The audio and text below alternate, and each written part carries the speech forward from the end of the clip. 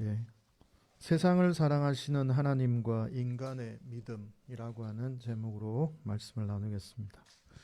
제가 설교를 준비하다 보니까 오늘 설교는 좀 복잡해서 그냥 좀 정리를 노트 메모 정리하듯이 좀 했습니다. 예, 한 4페이지 정도 되는데 제가 말씀을 전하면서 이 메모 설교를 위해서 제가 메모를 해놓은 건데 도저히 이게 문장으로 자꾸 풀기가 쉽지 않아가지고 이게 좀 같이 공유하면 좋겠다 싶어서 그냥 제가 설교하면서 노트 했는 거를 같이 그냥 쭉 보면서 오늘은 그 설교를 좀 하려고 합니다. 특히 오늘 박일술 형제님, 교우님 오늘 설교를 잘 들으시고 성경 중에 성경이라고 하는 내용이거든요. 이 내용이 요한복음 3장 16절이 이 내용을 잘 아시면 다음 주에 세례 받으셔도 될 만큼 믿음이 뭔지 또 영생이 뭔지 뭐 이런 이야기들을 좀 같이 나눌까 합니다. 교회 다니면서 굉장히 논쟁을 많이 하는 것 중에 제일 많이 하는 핵심적인 논쟁이 그 있죠. 자유의지, 인간에게 자유의지가 있느냐. 이 논쟁이 아주 오래됐습니다. 4세기경에 4, 5세기경에 이미 어거스틴하고 펠라기우스 논쟁이라고 자유의지 논쟁이 그때부터 있었어요. 그 전에도 있었고. 인간에게 자유의지가 있냐. 정말 지나고 보면 지금 생각하면 정말 너무 우스운 이야기인데 자유의지에 대한 그 구원을 이루는데 자유의지라는 게 정말 인간에게 있느냐. 그 논쟁을 했죠. 또 그 논쟁의 연장선에서 이런 질문을 할 수가 있습니다. 복음은 세상을 위한 하나님의 사랑의 선포인가? 믿는 자들만을 위한, 그러니까 복음을 믿는 자들만을 위한 하나님의 사랑을 선포하고 있는가? 여러분들 어떻게 생각하십니까? 자유롭게 오늘은 좀 자유롭게 한번 해봤으면 좋겠어요. 복음이라는 것은 세상을 위한 하나님의 사랑입니까? 아니면 믿는 자들을 위한 하나님의 사랑입니까? 너무 칼로 자르듯이 질문해서 답하기가 굉장히 곤란한 사실 질문입니다. 이 질문도 사실은 자유의지의 연장선 상에서 던져진 질문이고요. 또 나가면 17세기 초반에 또 칼뱅주의하고 또 알미니안주의가 또 이렇게 부딪혀요. 이때는 또 어떤 거냐면 구원을 이루는데 하나님의 은총으로만 되느냐 아니면 사람의 힘도 협력을 좀 하느냐 구원을 이루는데 이 질문에 대한 답을 하기 위해서 칼빈주의는 뭡니까? 칼뱅주의는 한마디로 말하면 사람의 힘으로 인간은 구원받을 수 없고 오직 하나님의 은총으로 되는데 그 은총을 받는 사람도 굉장히 제한되어 있다라고 하는 것입니다. 그러니까 인간은 하나님의 은총과 구원에 대해서 질문을 던질 수 있는 존재가 아니다. 그것은 온전히 하나님의 주권에 있고 그건 인간이 하나님에게 던질 수 없는 질문이다. 그러면서 이제 거기에서 깔뱅이 뭐라고 말했냐면 이중예정이라고 한 걸 말했어요. 하나님은 태초부터 구원받을 자를 정해놓고 어떤 사람은 구원을 하고 어떤 사람은 지옥으로 보낸 이중예정. 그게 있다. 그렇게 했죠. 그게 이제 깔뱅은 장로교의 시조가 됐습니다. 그죠? 우리가 지금 장로교지 않습니까? 알미니안이 사실은 그 논쟁에서 이길 때도 있었어요. 사실 칼빈하고 알미니안하고 같이 이제 논쟁을 하다가 알미니안이 계속 이기다가도 깔뱅한테 사실은 뭐가 성경이 가르치는 것인지는 확실하게 말하기는 힘들어요. 근데 알미니안주의는 들으면 여러분들 더 많이 공감할 거예요. 알미니안주의는 뭐냐면 하나님은 세상을 사랑한다. 온 세계를 사랑하고 모든 사람들을 사랑하셔서 예수 그리스도를 통해서 구원의 역사를 이루어 놓으셨고 모든 사람이 대상이다. 예정 같은 거 없다. 사람이 우리가 믿기만 하면 된다. 하나님께서 이루어 놓으신 은총의 역사를 믿기만 하면 된다. 그러면 구원 받는다. 그냥 아주 길지만 좀 그렇게 정리를 할 수가 있어요. 이 두 논쟁은 사실은 오늘날까지도 논쟁을 많이 하고 제가 청년부 대학 시절에도 그 전도사님이 그런 논쟁을 얼마나 많이 시켜놨는지 이게 맞냐 저게 맞냐. 사실은 여러분 이게 17세기 논쟁이거든요. 자유의지는 4세기 때 논쟁이고 해묵은 논쟁이죠. 사실은 오늘 이제 성경 자체가 뭘 이야기하는지는 좀 그 결론적으로 말하면 이 두 가지가 아주 신비롭게 섞여 있다고 말하면 될 것 같아요. 예. 이게 뭐 알미니안 쪽을 좀 알미니안주의의 후손이 감리교지 않습니까? 우리는 깔뱅의 후손들이고 사실 다 그리스도교라고 하는 하나의 그 바운더리 안에 있지만 이것 때문에 얼마나 싸웠는지 또 죽었는지 몰라요. 이게 도대체 뭔지. 분명히 말씀드리지만 성경은 이 두 가지를 모두가 공이 같이 이야기하고 있다는 것을 먼저 결론적으로 일단 말씀드려요. 이 해묵은 논쟁입니다. 종교개혁의 핵심 구호는 오직 은혜, 오직 믿음, 오직 성경 근데 두 가지로 요약하라면 이 두 가지 오직 은혜, 오직 믿음이라고 할 수 있습니다. 근데 이 은혜와 믿음이라는 말은 사실 상반되는 개념입니다. 은혜는 하나님의 주권을 말하는 것이고 하나님이 구원한다라고 하는 것이고 믿음이라고 하는 것은 인간의 반응이잖아요. 믿음. 인간이 의지를 가지고 반응하는 거지 않습니까? 오직 은혜, 오직 믿음이라고 하는 이 구호 자체도 이미 하나님의 주권을 말하는 것 같지만 사실 인간의 역할과 하나님의 역할이 같이 있다는 것을 알 수가 있는 것이죠. 그래서 바울이 그렇게 이야기했습니다. 같이 한번 읽어볼까요? 에베소서 2장 8절 시작. 여러분은 믿음을 통하여 은혜로 구원을 얻었습니다. 이게 성경의 가르침입니다. 믿음을 통하여 은혜로 구원을 얻는다. 그러니까 내가 믿음을 가지고 그리스도의 복음에 나아가지만 또 하나님의 은혜가 또 같이 합쳐져서 나를 위해 이루어 놓으신 십자가와 하나님의 사랑의 은혜가 같이 해서 구원을 얻게 된다라고 바울은 그렇게 말을 하고 있습니다. 단순하게 대립하는 시대는 이제 지나갔습니다. 이 두 가지는 사실은 신학자는 그렇게 신비롭다. 이 은혜와 믿음 사이의 이 관계는 신비의 관계다라고 그렇게 말을 합니다. 여러분 이게 깊이 좀 생각해 보실 필요가 있어요. 신앙생활 하면서 하나님의 은총 그리고 인간의 역할 이런 것들에 대해서 좀 깊이 생각할 필요가 있습니다. 종교의 많은 그 영역들이 있는데 기독교도 얕은 차원이 있고요. 아주 깊은 차원이 있는데 불교도 그렇고 불교도 막 부처님한테 그냥 빌기만 하는 사람도 있잖아요. 그냥 복을 빌기만 하는 사람. 또 어떤 사람들은 그 석가모니가 가르쳤던 그 내용을 깊이 깨닫는 사람도 있지 않습니까? 심층적인 부분이 있고 아주 얕은 부분이 있는데 기독교도 똑같아요.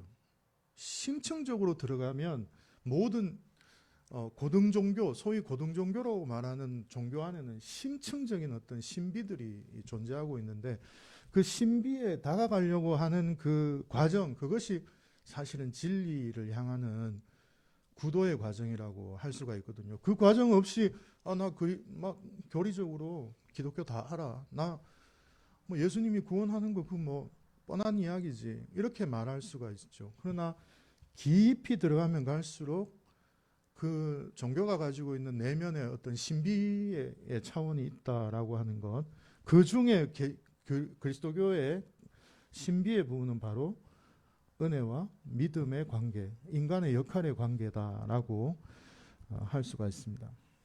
그래서 오늘은 믿음이 무엇이고 영생이 무엇인지 이해하는 시간을 한번 가져보려고 합니다. 자, 그럼 다음 한번 넘겨주시면, 네.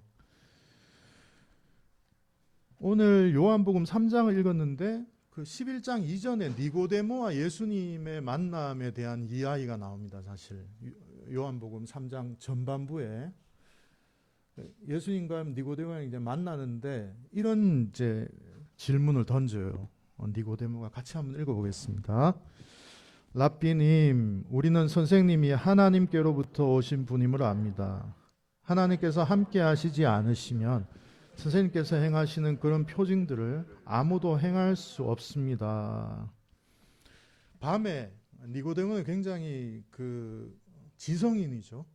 또 우리나라 말하면 뭐 국회의원 정도 될까요? 하여튼 그 정도 지위가 되는 사람인데 좀 부끄러웠나 봅니다. 예수님을 찾아보는 것이. 그래서 밤에 왔다 이렇게 되어 있습니다.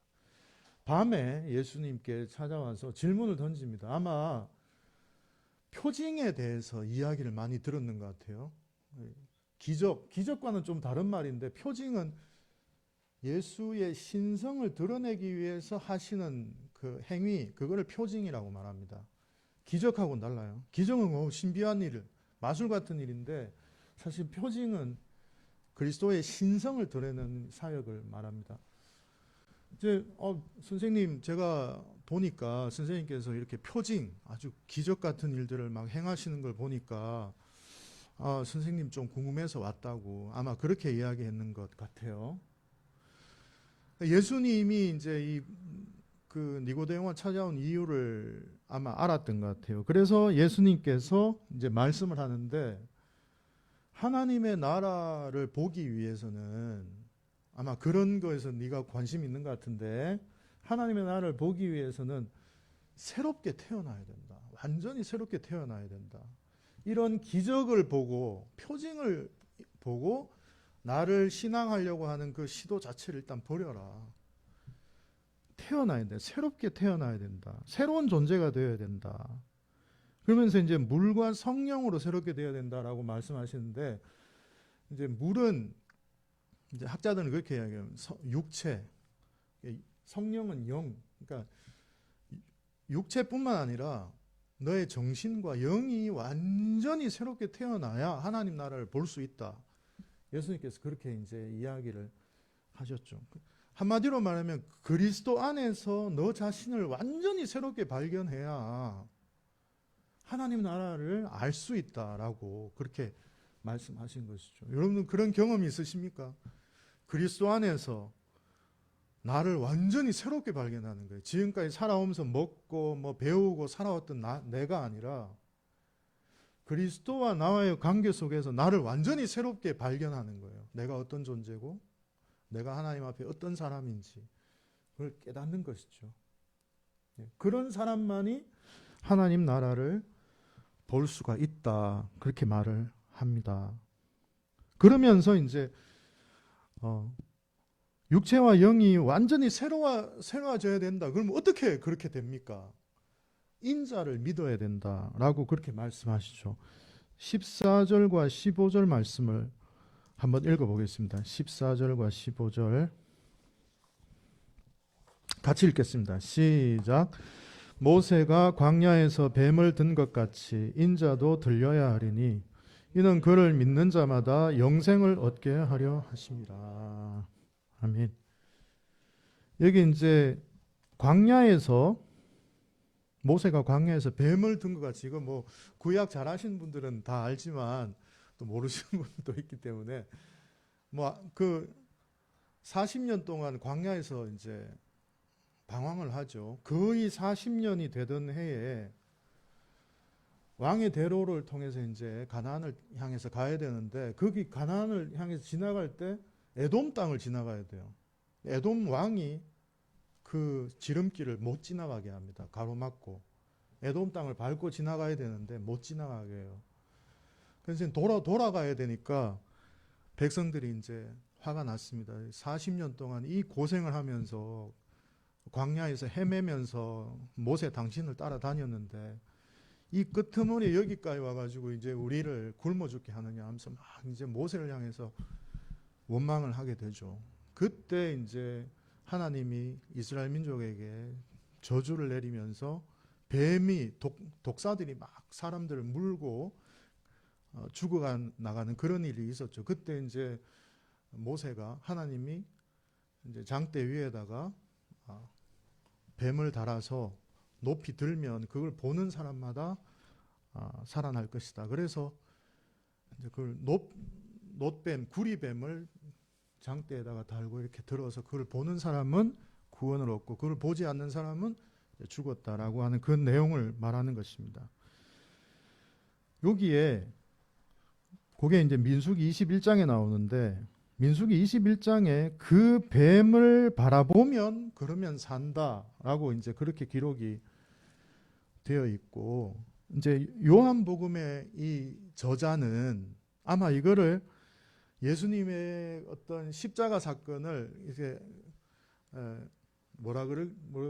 그럴까요? 유비로 사용하려고 구약에서 끌어온 것 같아요. 근데 완전히 똑같지는 않아요. 보시면 알겠지만 인자를 믿어라. 그러니까 여기는 바라보아라라고 되어 있는데 인자를 바라보는 것만이 구원의 길이 아니고 믿어야 돼요. 인자를 믿어야 뒤에 보면 생명을 얻는다가 아니라 영원히 산다라고 하는 개념이 좀 다르죠. 이거는 생명, 위에는 바라보라 그러면 생명을 얻고 밑에는 믿어라 그러면 영생을 얻는다라고 그렇게 되어 있습니다. 근데 여기에서 믿음이 뭔지, 인자를 믿어라라고 할 때 그 믿음이 뭔지 또 궁금해집니다. 여러분, 요한복음은 믿음을 어떻게 해석하느냐 하면 믿음은 철저하게 행위로 해석해요. 요한복음은. 그러니까 우리가 보통 생각하는 믿는다라고 할 때 어떤 내용에 대해서 지성적으로 동의하는 그걸 믿음이라고 하지 않습니다. 요한복음은 철저하게 행동하고 결부가 되어 있습니다. 믿음은 예수님은 하나님의 아들이십니다. 예수님은 우리를 위해 부활하셨습니다. 우리를 구원하십니다. 라고 하는 그 명제에 대해서 의식적으로 인정하는 게 아니고 그 이상의 그 무엇이에요? 믿는다는 것은 행위로 순종하는 것을 말합니다. 밑에 한번 같이 요한복음 14장 15절에서 요한은 어떻게 말하는지 한번 읽어보겠습니다. 같이 읽겠습니다. 시작. 너희가 나를 사랑하면 내 계명을 지킬 것이다. 하나님을 사랑하는 행위는 사랑하는 것은 계명을 지키는 행위에 행동하는 것. 또 요한복음 15장 10절에서 요한복음 기자는 그렇게 말합니다. 같이 읽겠습니다. 시작. 너희가 내 계명을 지키면 내 사랑 안에 머물러 있을 것이다. 여기서 하나님 그리스도와 하나님과의 관계 속에서 믿음을 가진다는 것은 철저하게 계명을 지키는 거예요. 행동하는 것을 말합니다. 지성적인 동의나 입으로 하는 행위가 믿음이 아니라 예수를 사랑하는 믿음은 그분의 계명을 지키는 행동에서 나온다라고 말을 하고 있습니다. 또 다음 페이지 한번 넘겨주시죠. 이제 요한복음 3장 16절 후반절로 이제 돌아오면 이렇게 말합니다. 같이 또 한번 읽어보겠습니다. 시작. 그를 믿는 사람마다 영생을 얻게 하려 한 것이다. 요한복음의 저자는 인자는 생명에서 더 나아가서 살려주는 것에 더 나아가서 영생을 주신다고 말하는데 이 영생이 굉장히 중요해요. 요한복음에만 나옵니다. 영생이라고 하는 이 말이. 다른 복음서에서 나오지 않아요. 요한복음서에서만 영생이라고 하는 말이 나오는데, 이 영생이라고 하는 말은 우리 지금까지 시간적 개념으로 알았어요. 이제 보통은 그렇게 이터널 라이프라고 해서 영원한 어떤 삶, 시간 뭐 이렇게 개념으로 하는데, 사실은 영생은 그런 개념이 아닙니다. 요한복음에서 말하는 그 영생의 개념은 굉장히 중요한데, 이 개념이 얼마나 중요하냐면 예수님의 주된 주제가 하나님의 나라잖아요. 그 핵심하고 바울의 핵심적인 것은 엔 크리스토스라고 해서 그리스도 아니라고 하는 말이 있어요. 이 두 가지 개념만큼이나 요한복음의 저자의 가장 핵심 개념이 이 영생이라고 하는 건데, 이거는 인간의 실존의 변화를 나타내는 은유적 이제 표현인데, 영생은 무엇인가? 네, 여기 적어 놓은 것처럼 풍성함, 그러니까 생명의 풍성한 상태, 그것을 영생이라고 요한복음은 정의를 내리고 있습니다. 요한복음 10장 10절에 보면, 여러분도 잘 아는 말씀인데, 나는 양들이 생명을 얻고 또 넘치게 얻게 하려고 왔다, 이렇게 말씀을 하고 있습니다. 예수님이 이 땅에 오신 이유는 영생을 주기 위한 것인데, 그 영생이 뭐냐면 생명을 얻게 하고 또 그 생명을 풍성하게 하기 위해서 왔다라고 그렇게 말씀을 하고 있는 것이죠. 단순히 오랫동안 사는 실존, 그것이 아니고 하나님이라고 하는 현존 앞에서 그분과 더불어 그분과 잇대어서 살아가는 아주 관계적 용어예요. 이 영생이라고 하는 말은 시간의 길이를 말하지 않습니다. 관계를 말해요. 관계적 개념이다라고 하는 것을 알 수가 있습니다. 이 영생이 그러면 누구에게 주어지는가? 인자를 믿는 자에게 주어진다라고 그렇게 말을 하고 있습니다. 요한복음 3장 14절 15를 다시 한번 읽어보겠습니다. 아까 읽었는데 우리 있나요? 예, 같이 한번 읽어보겠습니다. 시작. 모세가 광야에서 뱀을 든 것 같이 인자도 들려야 한다. 그것은 그를 믿는 사람마다 영생을 얻게 하려는 것이다. 예수님, 그 인자가 들려야 한다. 이 들려야 한다. 왜냐하면 예수님이 들려야 그를 믿는 자들마다 영생을 얻기 때문입니다. 예수님이 들리셔야. 근데 예수님이 들린다라고 하는 말이 두 가지 의미가 있어요.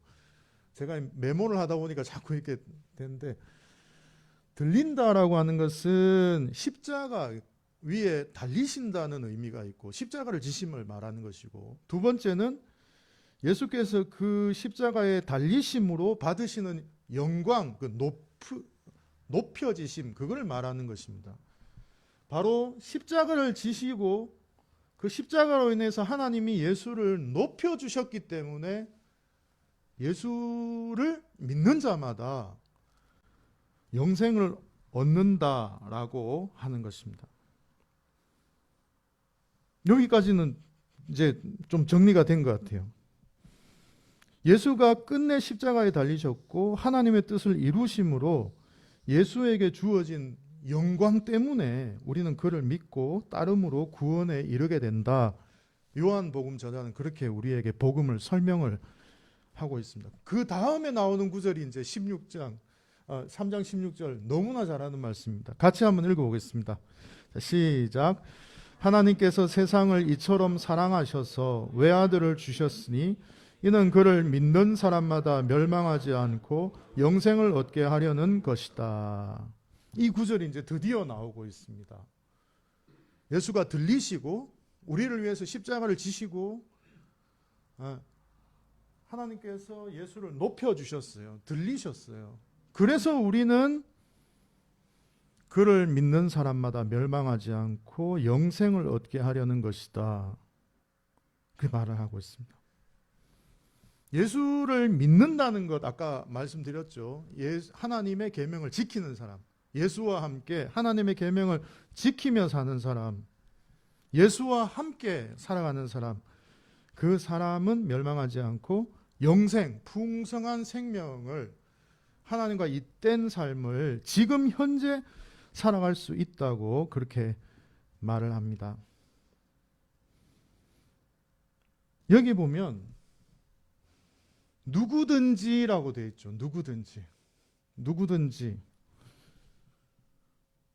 그런데 18절에 보면 동시에 누구든지 구원을 받게 하셨는데 또한 동시에 믿지 않으면 멸망할 것을 선포하고 있습니다. 18절 말씀 제가 여기 했나요?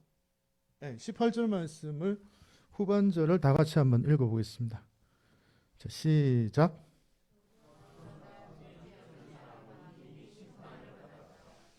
하나님의 독생자의 이름을 믿지 않았기 때문이다.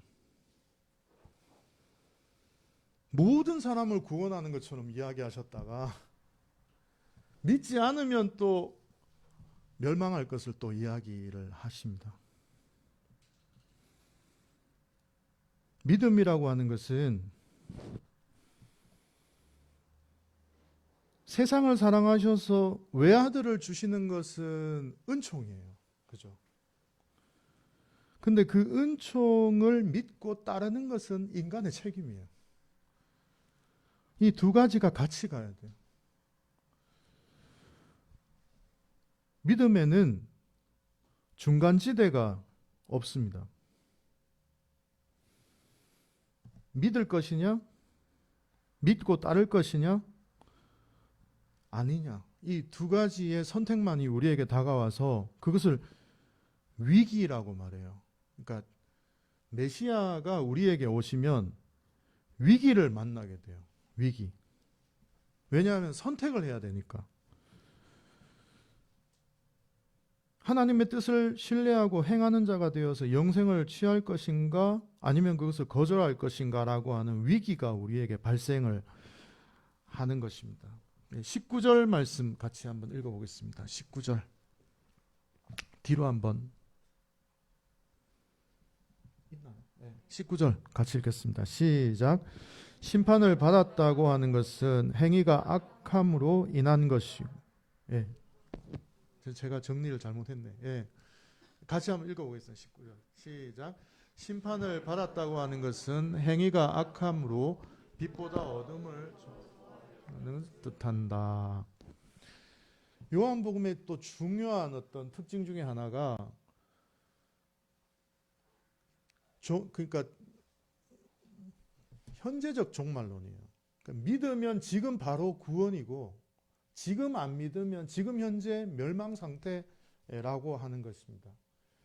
지금 여기 보면 심판을 이미 받았다라고 하는 것은 넌 이미 행위가 악하고 빛보다 어둠을 좋아했기 때문에 지금 너는 지금 멸망의 상태다라고 그렇게 말을 하는 것입니다. 그러나 요한복음 3장 21절에 보면 같이 한번 읽겠습니다. 시작. 그러나 진리를 행하는 사람은 빛으로 나온다. 지금 진리를 행하는 사람들은 지금 그리스도의 빛 안에 있는 것입니다. 나중에 미래적인 종말론이 아니에요. 요한복음은 지금 믿으면 지금 그리스도의 빛 안에 영원한 생명 안에 있는 것이고 지금 악하게 살면 지금 영원한 멸망 가운데 살아가고 있는 것이다 라고 그렇게 말을 하고 있는 거예요. 그래서 19절에 보면 심판이라고 하는 말이 그 헬라어로 크리시스거든요.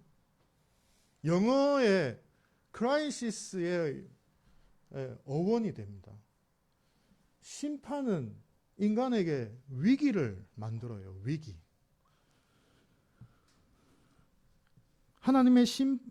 예수님이 우리에게 오시면 우리에게 결단을 요구하기 때문에 위기가 발생해요. 위기. 중립이 불가능하기 때문에 그리스도를 따라야 될 것이니 따르지 말아야 될 것인지 위기가 발생하기 때문에 심판은 그리스도께서 우리에게 오실 때는 항상 심판과 함께 위기를 만들어내는 것입니다. 하나님은 사랑과 은총으로 예수를 세상을 구원하기 위해서 보내셨고, 각 사람은 그에게 순종하여 빛 안에서 살 것인지 아니면 불순종하고 어둠 속에 머무를 것인지 결단해야만 하는 것입니다. 여기서 한 가지만 더 질문 하나 던져보겠습니다. 오늘 좀 이제 결론으로 거의 다 왔는데요.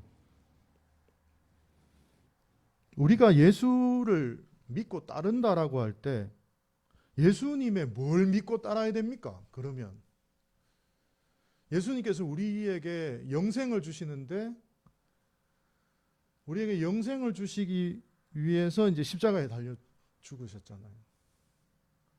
그걸 우린 믿어야 되고, 그럼 예수님은 우리의 생명과 풍성함을 위해서 십자가를 지신 것이죠. 그러면 우리가 예수를 따른다라고 하는 것은 생명을 주고 생명을 풍성하게 하는 일에 우리를 드려야 돼요.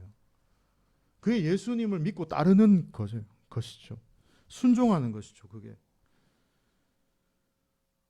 그리스도인의 사명은 생명을 주는 일을 해야 돼요. 그리고 그 생명이 연약한 자는 그 생명을 풍성하게 해주기 위해서 노력을 하는 것이죠. 그래서 제가 존경하는 그 청파교의 그 김기성 목사님이 그런 말을 하시더라고요. 구원받은 사람은 어떻게 살아야 됩니까? 누가 이제 물었는데 오늘 이 말씀을 하시더라고요. 그 사람에게 생명을 주고 그 생명을 풍성하게 하는 일, 그 일에 그리스도인들은 헌신해야 된다. 그 말씀을 듣고 오늘 이 말씀이 같이 이제 떠올랐습니다.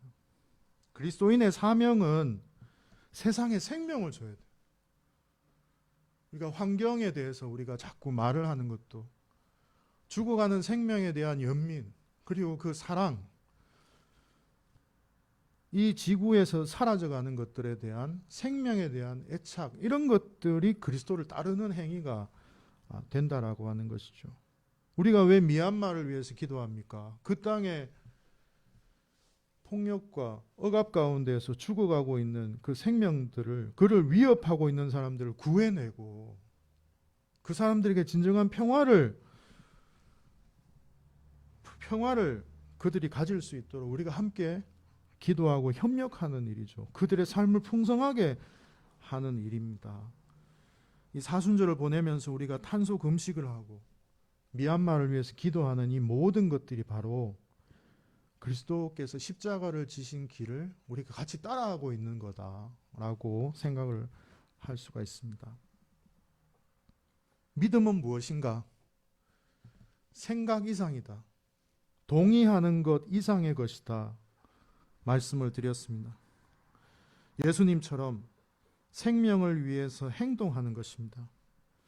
여러분, 예수님께서 얼마나 많은 유혹을 넘겼습니까? 40일 광야를 지나면서 변질된 메시아가 되라는 그 사탄의 유혹을 거절했습니다. 예수님께서 광야에서 막 사람들을 막 먹이셨죠. 그 사람들이 예수님을 왕으로 세우려고 했습니다. 예수님이 그 유혹을 민중들의 시도를 뿌리쳐 버리시죠. 겟세마네 동산에서 십자가가 아닌 길을 좀 찾아보려고 했는데 그런 길은 없음을 알고 마음을 돌이키셨죠. 십자가에 달렸을 때 군중들이 예수를 향해서 외쳤습니다. 너 자신을 구원해라. 너 자신도 구원 못하면서 왜 우리를 구원한다고 하느냐. 너 자신이나 구원하라고 하는 그 소리를 칠 때 예수님이 만약 하나님의 아들이셨다면 내려오셔야 되겠죠. 막 저 같으면 내려왔을 것 같은데 그 유혹을 거절했습니다. 예수님은 십자가에 높이 들려서 죽기까지 인간이 자신에게 주는 그 모든 유혹을 거절하고 마지막까지 순종하셨죠. 그리고 그 들림이 하나님의 영광이 되었습니다. 그 길이 생명을 얻게 하고 풍성하게 하는 생명의 길이 되었던 것입니다. 사순절을 지나면서 나는 잘 믿고 있는가? 한번 질문을 해 보셨으면 좋겠습니다. 믿음이 뭔지 알았으니까, 영생이 뭔지 알았으니까, 나는 지금 잘 믿고 있는가? 영생의 삶을 누리고 있는가? 이 질문을 우리 스스로 던져보는 그런 자문해보는 기간이 될 수 있기를 바랍니다. 기도하겠습니다. 세상을 사랑하셔서 독생자를 보내신 하나님 아버지, 그 사랑과 은총을 받아서 우리도 예수님처럼 생명을 위해, 평화를 위해 우리 자신을 드리는 사람들이 되게 해 주십시오. 우리가 가는 길이 생명의 길이 되고 누군가의 구원의 길이 되고 생명을 풍성하게 하는 길이 되게 해 주십시오. 예수님의 이름으로 기도드립니다. 아멘. 네.